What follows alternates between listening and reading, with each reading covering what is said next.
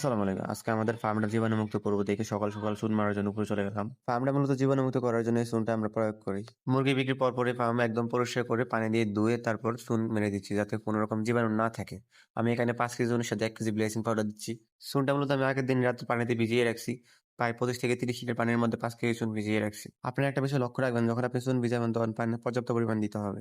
পানি কম দিলে কিন্তু সমস্যা হয়। চুন এগুলা একদম উতরানোর মতো বা বুলকানোর মতো অবস্থা হয়ে থাকে।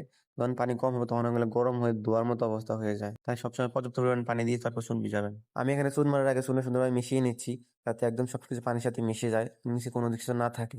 এবং ব্লিচিং পাউডার যেটা দিয়েছি ওটা যাতে সুন্দরভাবে মিশে যায়, তাহলে একদম বেশি কার্যকর হবে।